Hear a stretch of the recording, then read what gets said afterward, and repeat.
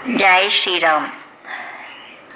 కార్తీక మహాపురాణంలో భాగంగా 26వ రోజు పారాయణం విందాం.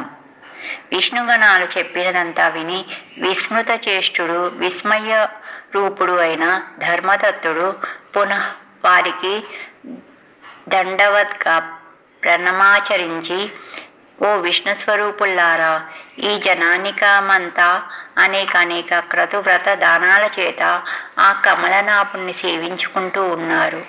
వాటి అన్నింటిలోనూ ఏ ఒక్క దానిని ఆచరించడం వలన విష్ణువుకు అత్యంత ప్రీతి కలుగుతుందో, దేని వలన విష్ణు సాక్షాత్కారం లభిస్తుందో దానిని సెలవీయండి అని వేడుకున్న మీదట విష్ణుగణాలు అతనిని ఇలా సమాధానపరచసాగాయి. పాపరహితుడైన బ్రాహ్మణుడా, నీవు అడిగిన ప్రశ్నకు ఇతిహాసపూర్వకమైన సమాధానాన్ని చెబుతాను విను. పూర్వం కాంచీపురాన్ని చోళుడు అనే రాజు పరిపాలించేవాడు. అతని పేరు మీదనే ఆ ప్రాంతాలన్నీ చోళదేశాలుగా ప్రఖ్యాతి వహించాయి. ధర్మపాలనకు పెట్టింది పేరైన ఆ రాజు విష్ణు ప్రీతికై అనేక యజ్ఞాలను నిర్వర్తించాడు. అతని యజ్ఞాలకై నిర్మించబడిన బంగారపు యూపస్తంభాలతో తామ్ర పన్నీ నది యొక్క 2 తీరాలు కూడా కుబేరోద్యానవనాలైన చైత్రరథాల వలనే ప్రకాశించేవి. అటువంటి రాజు ఒకానొకనాడు అనంత శయనమనే పేర యోగ నిద్రాముద్రితుడై ఉండే విష్ణువాలయానికి వెళ్ళి మౌనిమౌక్తిక సువర్ణ పుష్పాదులతో ఆ శ్రీహరిని అర్చించి సాష్టాంగ దండ ప్రమాణాలు ఆచరించి స్థిమితంగా అక్కడ శ్రీహరి సన్నిధిలోని కూర్చున్నాడు. అంతలోనే విష్ణుదాసుడనే బ్రాహ్మణుడొకడు విష్ణువార్చనార్థనమై ఆలయానికి వచ్చాడు. విష్ణు సూక్తాన్ని పఠిస్తూ అతడు ఆ విష్ణు సంజ్ఞను అభిషేకించి తులసి దళాలతోనూ గుత్తులతోనూ విష్ణు పూజను నిర్వహించాడు. అది చూసి రాజుకు కోపం వచ్చింది. ఆ కోపంతో తన ధర్మవేత్త అయి కూడా అవతలి వ్యక్తి యొక్క బ్రాహ్మణాభిజాత్యాన్ని విస్మరించి, ఓరి విష్ణుదాసుడా, నేను మాణిక్యాలతోనూ బంగారపు పువ్వులతోనూ చేసిన నా పూజ వలన ప్రకాశమానుడైన ఆ ప్రభువును నీ తులసి ఆకుల పూజతో ఎందుకు కప్పివేశావురా? నేనెంతో భక్తితో ఆచరించే పూజని ఇలా పాడు చేశావంటే అసలు నీకు విష్ణు భక్తి అంటే ఏమిటో తెలుసా అని చీతరించుకున్నాడు. ఆ మాటలకు ఈ బాపడికి కూడా కోపం వచ్చింది. అవతల వ్యక్తి రాజు అనే గౌరవాన్ని కూడా అతిక్రమించి, ఓ రాజా, నీకు దైవభక్తి లేదు సరికదా, రాజ్యైశ్వర్యమతుడవై ఉన్నావు. విష్ణు ప్రీత్యార్థం నీ చేత ఆచరించబడిన యజ్ఞం ఏదైనా ఒక్కటి ఉంటే చెప్పు అని ఎదిరించాడు. అతని మాటలకు అవహేళనగా నవ్వుతూ, నీ మాటల వలన నీవే విష్ణుభక్తి శూన్యుడవని తెలుస్తూ ఉంది. ధనహీనుడవు దరిద్రుడవు అయిన నీకు భక్తి ఎలా కలుగుతుంది? అసలు నీవెప్పుడైనా విష్ణు ప్రీతిగా ఒక యజ్ఞాన్ని చేశావా? కనీసం ఒక దేవాలయాన్ని కట్టించావా? ఏమీ చేయలేని వాడవైన నీకు భక్తుడవనే అహంకారం మాత్రం అధికంగా ఉంది.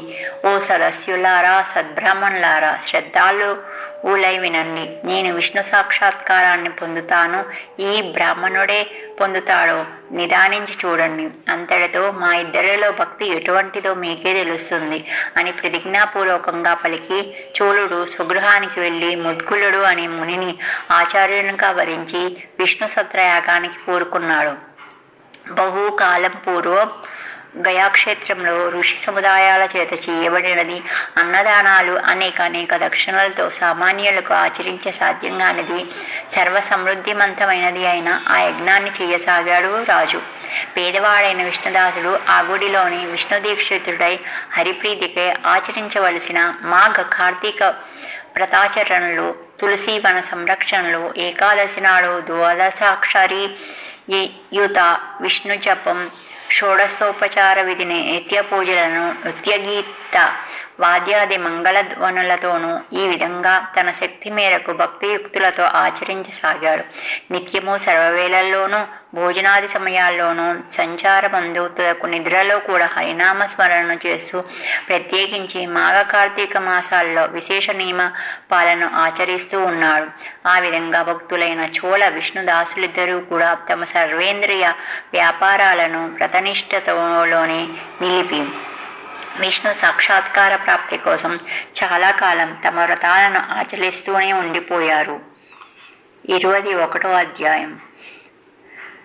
కాలం గడుస్తూ ఉండగా ఒక్కనాటి సాయంకాలం విష్ణుదాసుడు వండుకున్న భోజనాన్ని ఎవరో కాజేసుకుని వెళ్ళిపోయారు. ఆ దొంగలించిన వాళ్ళెవరా అని విషయమై విష్ణుదాసు పెద్దగా విచారణ చేయలేదు. కానీ పునః వంట ప్రయత్నాలు చేద్దామంటే సాయంకాల పూజకు సమయం మించిపోతుండడం వల్ల ఆ రోజున భోజనం లేకుండానే విష్ణు పూజలో గడిపేశాడు.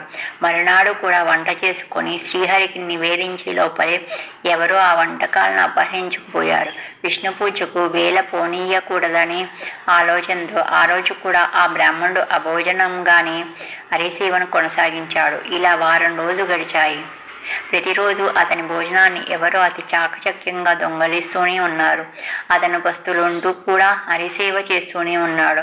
వారం రోజుల పాటు అభోజనంగా ఉండటంతో విష్ణుదాసునికి ఆ దొంగను పట్టుకోవాలనిపించింది. అందువలన ఒకనాడు చాలా పెందలాడే ముగించుకొని వంటకాలను పూర్వస్థానమందే ఉంచి తాను చాటం దాగి కూర్చొని దొంగ కోసం ఎదురు చూడసాగాడు. ఆ కాసేపటికి ఒకానొక చండాలుడు ఆ అన్నాన్ని దొంగలించి అందుకొచ్చాడు. వాడి ముఖం అత్యంత దీనంగా ఉంది. రక్తమాంసాలే మాత్రము లేకుండా కేవలం ఎముకల మీద చర్మం కప్పినట్లుగా ఉన్నవాడు అన్నార్తుడు అయిన ఆ చండాలుడు వంటకాలను దొంగిలించుకుపోసాగాడు. అతని దైన్య స్థితిని చూసి అప్పటికే కరుణాభరితమైన హృదయంతో ఉన్న బ్రాహ్మణుడు, ఓ మహాత్మా, కాసేపు ఆగవయ్యా, ఆ అన్నాన్ని అలా వట్టిగా తినడం కష్టం, ఈ నేతిని కూడా పట్టుకుని వెళ్ళు అంటూ నేతి జారితో సహా అతని వెంటపడ్డాడు. ఈ విప్రుడు తనను బంధించి రాజపడులకు అప్పగించుతాడనే భయంతో ఆ చండాలుడు పరుగు తీయనారంభించాడు. ఈ పారుడు కూడా ఆ చూడని వెనకాలే పరిగెడుతూ, అయ్యా, నెయ్యి తీసుకుని వెళ్ళు, కలుపుకొని తినవయ్యా స్వామి అని అరుస్తూనే ఉన్నాడు. అసలే అలసటిగా ఉన్న చండాలుడు భయం వలన నేలను పడి మూర్చపోయాడు. అతనిని వెన్నంటి వచ్చిన విష్ణుదాసుడు, అయ్యో, మూర్చపోయావా మహాత్మా అంటూ తనపై వస్త్రపు చెంగులతో ఆ చండాలునికి విసరసాగారు. ఆ సేవ వల్ల అతి శీఘ్రంగా కోలుకున్న చండాలుడు చిరునవ్వు నవ్వుతూ లేచాడు. ఇప్పుడు అతను విష్ణుదాసుని కళ్ళకు శంఖ చక్ర గదా జధారి, పీతాంబరుడు, చతుర్భుజుడు, శ్రీవత్సలాంఛితుడు, కౌస్తుభాలంకృతుడు అయిన శ్రీమన్నారాయణ వలె గోచరించడంతో అతగాడు సాత్విక భావ వ్రతుడు అయిపోయి అవాకుగా ఉండిపోయాడు. ఈ భక్త భగవాన్ల సంగమ దర్శనార్థం ఇంద్రాదులెందరూ విమానరూఢులై ఆ ప్రాంతాలకు వచ్చారు. విష్ణువు మీద, విష్ణుదాసుడి మీద కూడా విరివాన కురిపించాడు.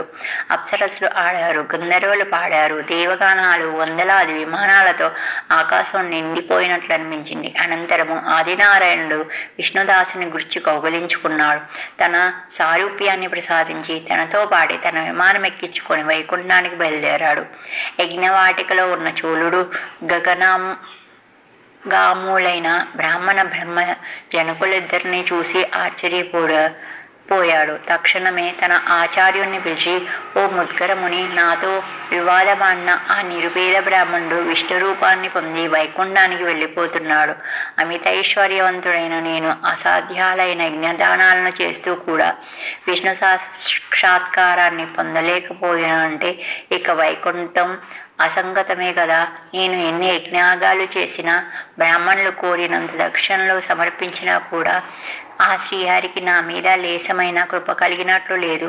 దీనిని బట్టి కేవల భక్తియే తప్ప విష్ణువానుగ్రహానికి మరో మార్గం లేదు. ఈ యజ్ఞ యాగాది కర్మకాండలన్నీ అనవసరంగా భావిస్తున్నాను అని చెప్పాడు. బాల్యం నుంచి యజ్ఞ దీక్షలోనే ఉండడం వల్ల నిస్సంతుడు అయిన ఆ రాజు తన సింహాసనం మీద తన మేనల్లునికి స్వయంగా పట్టాభిషేకం చేశాడు. ఆ కారణం చేతనే ఇప్పటికీ కూడా ఆ చోళ దేశాల్లో రాజ్యాధికారాన్ని పొందడంలో రాజుల మేనల్లులకే కర్తలవుతూ ఉన్నారు. అనంతరం చోళుడు యజ్ఞహోమగుండం దగ్గరికి చేరి, ఓ శ్రీహరి, త్రికరణ శుద్ధిగా నీ ఎందలి భక్తిన న్యాయం సుస్థిరం చేయి తండ్రి అని ప్రార్థించి సమస్త సదస్సులు చూస్తుండగానే అగ్ని ప్రవేశం ఆచరించాడు.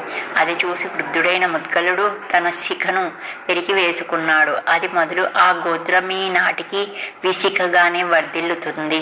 హోమగుండంలో ప్రవేశించిన రాజును అందులోని అగ్ని నుంచి ఆవిర్భవించిన శ్రీహరి అందుకున్నాడు.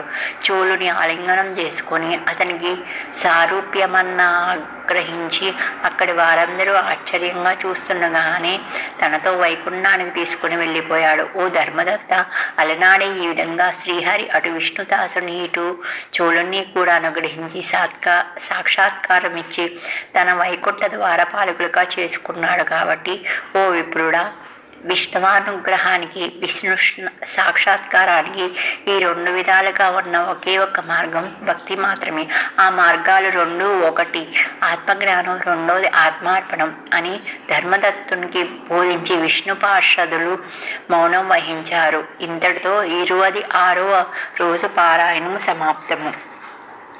జై శ్రీరామ్, జై హింద్, జై భారత్.